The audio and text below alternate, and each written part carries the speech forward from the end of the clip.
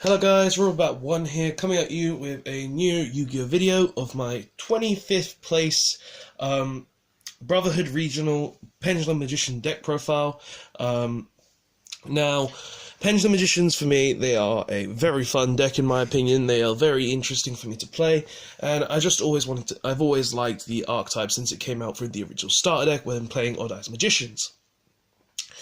And me building this again made me really happy, but when the ban list came out, a lot of changes had to happen, sadly enough. So this is just a build I came up with to play for Brotherhood. There was a build prior to this, but that build didn't really work out too well. Had a lot of bugs with it, so it didn't get the final cut. But this is the build I decided to take to the Brotherhood Regional. Came 25th. I could have gone further. I was the only X1-2, so I had 4 wins, 1 loss, and 2 draws. Sadly, the 2 draws were to people from my other locals, not the Brotherhood locals. But yeah, this video is basically going to be my deck profile and my tournament report on that. The tournament report will come over after the deck profile because the tournament report can sometimes take a while. So yeah, we're going to be doing this deck profile because I feel like it's the perfect deck profile. It's the one that I did pretty well at the Brotherhood Regionals. I really could have gone further if it wasn't for just time and stuff, because we kept, because of the 2 draws were game 1 took so long, then game 2 took like 10 minutes, and we hit time, so couldn't really do anything about that. But yeah, this is going to be the deck profile. We'll do the tournament report after. So yeah, let's just put these to the side to start our little deck profile. So for starters, we played Free Astrograph and his little Garnet Time Gaze Magician. There is some glare, and I am sorry about that. I can't really do much. But yeah, it comes around here, right? Yeah, I can't do anything about that, guys. Sorry. But I played Free Astrograph Magician. I played Free Astrograph Magician because I felt like Astrograph.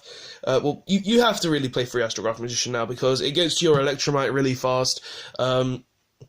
Also, when you destroy the Astrograph and you have another Astrograph in hand, that's basically 3 Electromite and a 3rd Astrograph, and you get to your 3rd Astrograph real quick. So you have to play 3 of him for that reason, plus it gets you to your Stargazer, which is the main reason why you have to play 3 of this, because this is your Garnet of the deck, essentially, where, well, it's the Garnet if you draw, you don't really care, because if you draw it, this still lets you special summon it from hand, but it's still not amazing even if you do draw it and special summon it from your hand.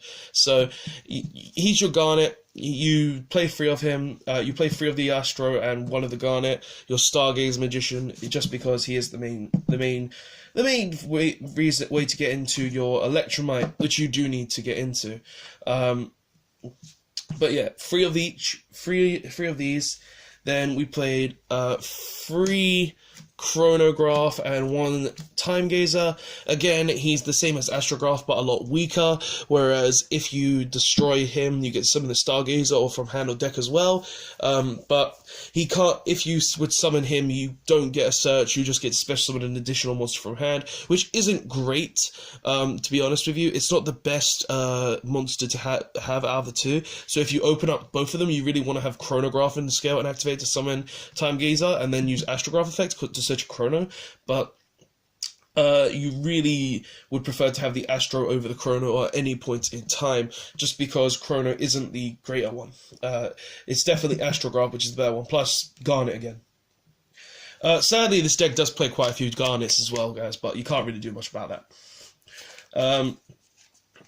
Next, we play 3 Black Fang Magician. You have to play 3 Black Fang Magician. Black Fang Magician is literally your scale 8, you need him to be able to always be open to you. You always need him to be in the scale, and he is basically your better scale 8. Without this card, you won't be able to do most of your plays. Without this card, you won't be able to have a pendulum scale. Plus, when you want to summon something from the graveyard, such as a Dark Spellcaster, this card does that trick as well. Plus halving damage attack. Now, this can be a problem. This isn't the greatest card. I have to admit, it's not as good as Double Iris Magician from being able to give double damage. But you still have to play 3 of it now, just because you lost the other 8 scale of Double Iris. So you need to play 3 of this card. Now, you could probably bump it down to 2 at some point if you could find something better. But I feel like you need to play 3 of this just for now. I might change the ratio later on. And still, guys, sorry for any glare. I really cannot help it with the light. Maybe if I move it up slightly, it's a little better, but not much.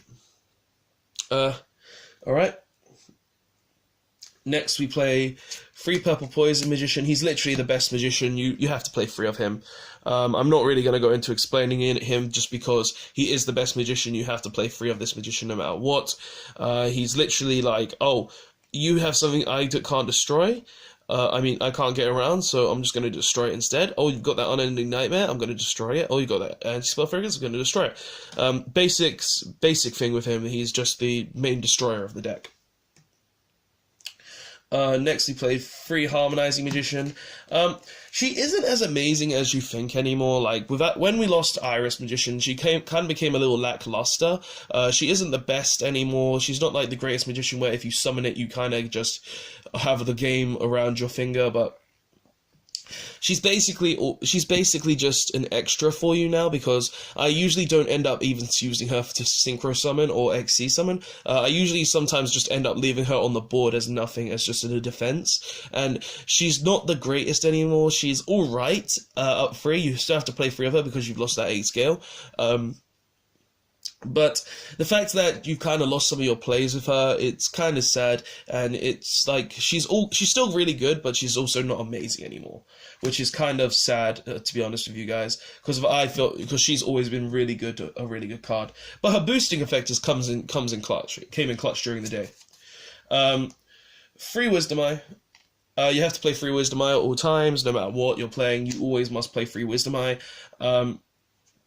Without 3 Wisdom Eye, you're not playing the deck correctly. You really should always just play 3 Wisdom Eye. Never less.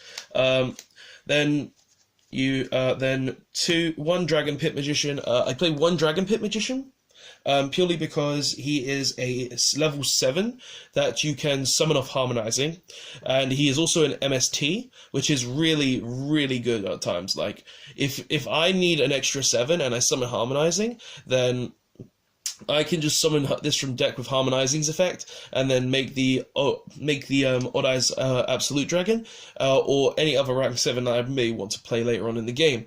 So this card does come in clutch a lot, and it is really worth the position of where it's at. So this card definitely is a good card. Dragon Pit Magician. And 1 Oath Dragon Magician. I kind of want to play 2, or I kind of wanted to play 2 of Oath Dragon, but I just couldn't find the room. There were times where I wish I was playing 2, because then I could destroy it, then add another one with an Astrograph. But it was fine at 1 throughout the whole day. I just wish I could have played a second one. I might change some of the ratios in here just so I can try and fit the second one in. But right now it's just the 1 of, and it was really good during the day. This card is the card I always wanted in scale, so it was really, really good. Next, we played 2 Darkworm. I played 2 Darkworm over 3 just because I felt like this was the least best card to draw. It was the card that I never wanted to see in hand, and it was just a card that I just generally didn't care to see. If I saw it, I was like, okay, I've seen this card, what am I going to do with it? But it was just like, I only wanted to play 2 because it's the card that I really want in grave over in hand. So the only times this came in lucky in hand was when I had like a Pendulum Call. But outside of that, the card isn't great in hand, and I'd rather just play 2 over 3. I feel like 3 is too much as well of this card, guys, because I'm also only playing 1 of its Garnet targets, Gate 0. Because I feel like you only need to play 1 of this, you don't need to play more. If you're playing more, you're just trying to play a win more card, so you don't really need it, and I feel like playing 1 is fine. You really don't need more, so yeah. I only played 1 Supreme Gate 0. I feel like this ratio was best as well, just because it made more room for other cards that I kind of needed in the deck. So next, we played 2 Ghost Dash and 2 Ghost Ogre for the hand traps. I felt like 2 Ghost Ash, 2 Ghost Ogre was the right ratio, just because Ash is fine at 2, you don't really need more, and Ogre is a great card against Magicians, it's a great card against Draco, it's a great card against pretty much anything that would summon on its first turn without, you know, using an effect or Masterpiece or anything like that. And I felt like using 2 Ash to negate any search cards, such as the Lawn Mowing, such as any search card in the game, such as Pendulum Call, such as Harmonized Magician was really good. But when it came to Pendulums, I always would prefer the Ghost Ogre, just to be able to Ogre their Electromite, to be able to stop their plays right out. This ratio was good in my opinion. I would always play this ratio in my opinion, just because 2-2 is really good, it's really healthy, and if you're bound to see one of them if you're playing 4. So this ratio I felt was the best ratio in my opinion. Like, you could possibly boost the Ash up to 3 or the Ogre up to 3, but I personally felt 2-2 was good enough to play in the deck. You didn't really need to play more. So yeah, I really liked this ratio of monsters. There's like 29 monsters, I believe. 1, 2, 3, 4, 5, 6, 7, 8, 9, 10, 11, 12, 13, 14, 15, 16, 17, 18, 19, 20, 21, 22, 23, 24, 25, 26, 27, 28, 29, yes. So 29 monsters in the main deck. It's a very big main deck. We could call it 25 just because of hand traps. But yeah, let's get into the spells. So for spells, we played 2 Pot of Desires. Yeah, we played 2 Pot of Desires because Pot of Desires is literally like, okay, I'm going to draw 2. What are you going to do? Essentially, you activate this card, you banish 10, draw 2. This card did come in clutch sometimes. It also made me draw the other one once or twice, but it was fine during the day. There was no problems with it whatsoever. Whenever I see it, it helped me out. I saw it, it helped me out. I never had any complaints with this card up to in the deck. Next, 2 Duelist Alliance. Now, I'm kind of iffy about cutting this, to be honest, because it only has 2 targets to search now, and I'm really not using it a lot. Like, when I saw it, it did come in clutch for me, because I was able to get a Pendulum Call, and I was then able to use said Pendulum Call to get scales, but it's a kind of iffy card where if you don't have a scale, or if you don't really need it, or if you don't really want to see it, it's like, I would prefer it be something else. So it's kind of good. Like, it searches the trap card, which is amazing. You really do need a way to search the trap card, but it's kind of an iffy card in my opinion that I kind of want to run still, but I kind of want to cut a little. So this card was good during the day though when I saw it, so I don't really know what I'm going to do with it yet. But right now it's on the bench. Next, 2 Pendulum Call. If you're running any less, I feel like you should be boosting that number. 2 Pendulum Call is definitely better than 1. Just being able to use it early game and late game is amazing. Really, really good. Just being able to activate the card, search 2 scales, and have protection on your scales. It really does come in lucky. Like, it kind of sucks when you're trying to Electromite, but outside of that, card is amazing. It gave me a lot of power, and it was just really, really good in general. So 2 Pendulum Call is definitely the correct number in my opinion. Hell, if I cut a Duelist Alliance, I might boost it to 3. But 2 Pendulum Call is the right number in my opinion, and should always be the right number. Next, we played 2 Wavering Eyes. Didn't really see pendulums throughout the entire day. I had like 1 mirror match throughout the entire day, but this card, I never saw it. When I saw it, it was like, oh, I'm just going to use it to my advantage, and it came out every game too. So, well, almost every game too. So it was good. It was definitely a good card throughout the entire day. Next, we played the 1 Foolish Burial and a 1 Dragon Shrine to send your Dark Worms. No real excuse outside of that. Foolish sends anything. Dragon Shrine says dragons. That's the basis of this card. Then 1 Raigeki for the last spell, because Raigeki is Raigeki, and if you're not playing Raigeki, you're not playing the game correctly. Always feel like you should main 1 Raigeki just to have that 1 board wipe clearance in your deck. It comes in clutch sometimes, and hell, my mates call me Raigeki for a reason. And for the last 2 cards in the main deck, we played 2-time Pendulum Graph. Whenever I saw it, it was great. Whenever I didn't, it was like meh. It's a great card to have in the deck. If you're ever going second, you side out 1. If you're ever going first, you put it back in. Really good card in general. Should always be in the main deck. Might cut it down to 1 though, because it just seems like I don't need it as much. But Time Pendulum Graph, definitely a card you should always run in your Pendulum Magician deck. So yeah, that's all. That is the main deck of 42 cards. Definitely the correct deck I feel like to play. Like I kind of want to incorporate the mythical beasts into this, but I don't know what I would take out at this point in time. I might just cut down the magician engine slightly to try out that, and maybe if I come up with something, I will show a deck profile. But first of all, I've got to get the mythical beast stuff. So definitely a good deck in my opinion to play. This profile, it's personally what I feel is the best profile to play, but you know, it's what you guys think. It's what you guys have personal opinion on. So next, let's go on to side, and I'll do extra last. So for side deck, we played 2 Droll Not Bird, just for any like mirror matches, just for any trick stars, anything that would search, such as True Draco, just for stuff like that in general. I only sided it in once through the whole day against my round 1, which was somehow Cardians. And I know that's a free win. It's free win, but he did beat me round 1 because he summoned the 5k guy. Game 1 because he summoned the 5k guy. So this card does come in clutch against them, and it's just an amazing card in general. So this came in mainly against anything that really does search a lot. Next, 2 Denko Sekka. I don't think I sided this in all day. I don't think I saw anything to side it in against all day, but the basic idea about it is you side it in against Paleo or Stun or anything such as that has back row and you want to stop. So 2 of him.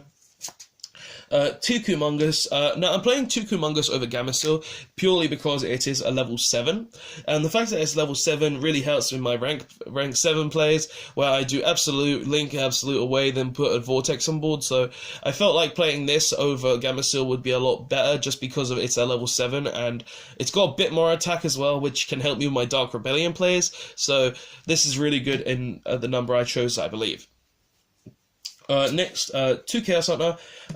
Really, this card is just an amazing card in general. This card came in against every deck that banishes to mind. I put this in against ABC, Light Swarms, anything that has an option to banish, I put this in against. This card is literally amazing. I can't believe I wasn't signing it before, just for the fact that I just wasn't signing it. Like, this card is actually super powerful in the game. I believe, like, this, if you're not signing this card, you are not playing the game right now, just because of Light Swans are such a powerhouse with their Snows, with their Mizukis, and this card can stop it all.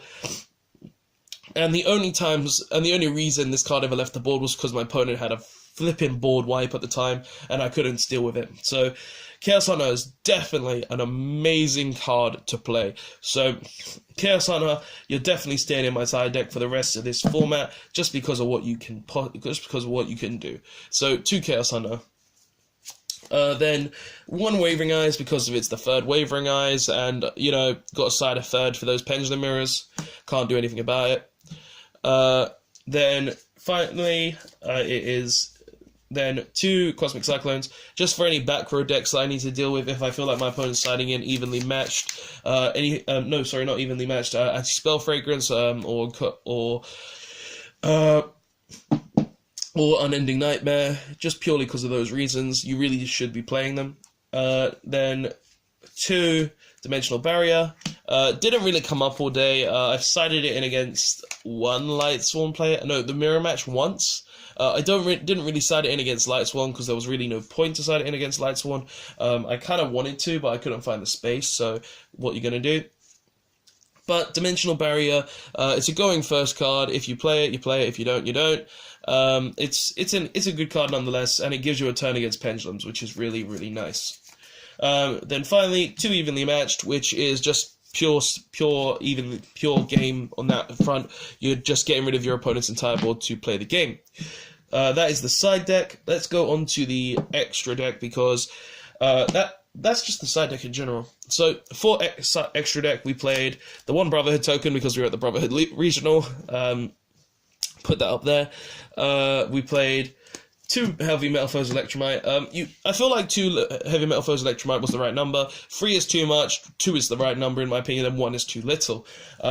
This card is just amazing in general. I was always making the second in every game. I never made less than 2, and it was really, really amazing just to be playing it at 2 in my opinion. Just because it's the best card in your deck. Your main point is to make it to be able to play the game. So 2 heavy metal foes Electromite is just the best number in my opinion. 1 Decode Talker to be able to get rid of your Electromite and your Absolute to make Decode and then get a free Vortex Dragon, which is really good. 1 Borreload. I don't think I summoned Borreload throughout the entire day. Like, the reason you play Borreload is just because you want to take your opponent's cards. Like, I could even switch this out for a Skull Dread right now just because I'm not really using it. So maybe I'll switch it out for a Saruja or a Deep, or as I like to call it, Deep Man. Deep Lizard. But right now it's a 50-50 on Borreload in the bench. So Borreload is a good card, but I'm kind of thinking of ratios. Next we play 1 number 41, Babushka, the Terrible Tapier. Just an amazing card. He helps win games really easily, so there's no reason for you not to play him up too. Really is an amazing card in general. So Babushka, great card he is. Yep. Then 1 Tornado Dragon, made him like every game, I think, or at least every match, with Absolute Dragon. He's really, really good in that retrospect, where you could just put him down with an Absolute Dragon, have a pop, a negate, have a pop 2 negates, which is really, really nice. So he is definitely worth the time. 1 Supreme King Dragon Dark Rebellion. I'm not playing Time Star Magician. I couldn't find the space, and I felt like he wasn't necessary. There was 1 game where I needed him, but that's really it. But I played 1 Supreme King Dark Rebellion just because he is amazing. He is an FDK potential very easily. I give my opponent that Kaiju. I've got a 49 beat stick essentially. So just great in general to have him in the deck. 1 Trapeze Magician, another FTK potential, or OTK potential, I should say. Just being able to give anything 2 attacks really does help bring in the clutch for games at times. 1 Naruto, I summoned him like twice. Honestly, he's not amazing, but he comes up at times, which is really nice. I never really used him a lot, but when he came up, and when he didn't. So I can't really say anything about him, just because I didn't get enough playtime with him. Personally, I feel like he's a 50-50 on if you need to play him or not. He does come in clutch. Like, if you can make him with an Absolute Dragon, then that's 3 negates essentially, but any other time you don't really need him. Vortex Dragon. 1 Absolute Dragon, just to make into Vortex, no real reason behind him. 1 Supreme King Dragon Clearwing, Raigeki on legs, no real reason to go into his effects, his stuff. 1 Omega, I made it once throughout the entire day. I'm actually considering cutting the Synchro Engine entirely, just because I've only made it once all day. I'm never making it more than once, and like literally 7 rounds, you only make it once, what's the point? But outside of that, the one time I made him, he was alright. Like, I'm not gonna diss on him or anything. He was good, but I just didn't really need him all that much. 1 Ignister Prominence, just to get rid of those annoying little back rows, and in the mirrors you can pop your Pendulum opponent stuff to gain an advantage from that. Sorry guys. And then the 1 Vortex Dragon, because of he is on a gate, you have to play him at 1 with the Absolute. No real reason not to. And then an MVP card, which is Supreme King Dragon Starving Venom.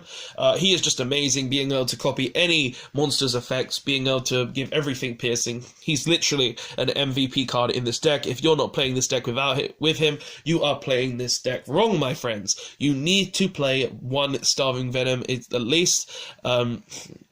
If you're not playing the deck right, and you really should revise your deck, because you do need to play this card. So that is the deck profile.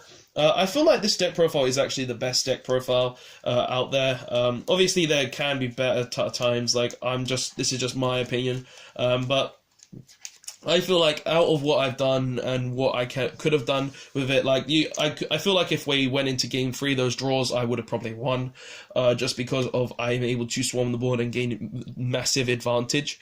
But I feel like if we actually went to game 3, maybe I could have possibly won a bit. I could have probably won those matches, but my opponents were good players. Definitely, they were great duelists that I've played against in the past. But I just feel like if we went to game 3, I could have probably taken it. But nonetheless, let's get into the tournament report, because this is the deck profile, and we need to give you guys the tournament report.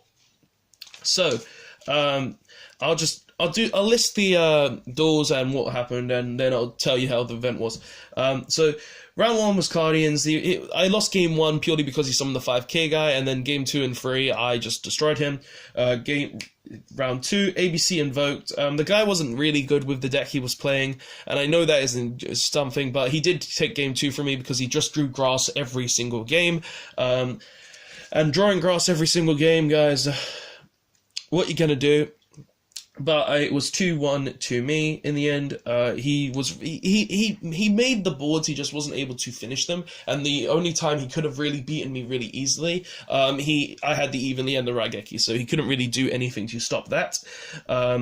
Next was Dino Dolls. I lost to him sadly because game 1 I made a massive misplay, and game 2 I just bricked entirely. I couldn't beat him because of that. I'm still, if you see this video, I'm still mad at you. No, I'm not mad at him. I'm mad at myself for that. But yeah, Dino Dolls, he evolution killed, he did everything. I bricked and I misplayed game 1. Round 3, Light Swans. This was a draw, sadly. Game 1 I destroyed. Game 2 it went I just couldn't get the damage in, and it went into a draw. Round 3, Mirror, easy matchup. He was playing an interesting build that I didn't see, but he did get as far as he did, so I can't really complain. It was an easy matchup though, that nonetheless. Round 6, Light Swan again. Mirror match against my mate Don Morgs, who gave me a draw. Game 1, I destroyed. Game 2, just good draw. It went too long out. And then final round, 40 card Light Swan again. The other Light Swans were all 40 cards. 40 card Light Swan, and it was really an interesting matchup against him, to be honest with you, with 42 card Light Swan, and it was really interesting. I had a fun banter with the guy. But all in all, I feel like the deck definitely performed well. I feel like the event in general, the Brotherhood Regional, was amazing. It was a great event. Definitely going again next year. You guys should have gone. It was only a 124-man regional, sadly. Usually the Brotherhood Regional peaks over 200. But hopefully next year we'll get more people. Hopefully there won't be another regional overlapping with the Brotherhood Regional. And I hope to see all of you guys next time. Because the Brotherhood Regional was very good. It was always rounds, keep kicking. You get free food, and there was no gap really. There was a little gap to get food in the rush hour. But outside of that, it was all really fun. It was all really nice, and I can't wait to see next year's Brotherhood Regional, where I will hopefully, finally, break this curse of not being able to top it. 2 years in a row, guys. 2 years in a row, not been able to top the Brotherhood Regional because of stupid things. But, yeah, guys, thanks for watching. The Brotherhood Regional is great. Hope to see you guys there next year. Hope that you enjoyed my 25th place Pendulum Magician deck profile, going 4-1-2, which is 4 wins, 1 loss, 2 draws. And I will see you guys next time. Rubberbat1, signing out. Great deck profile. Brotherhood is amazing. See you guys later. Bye, guys.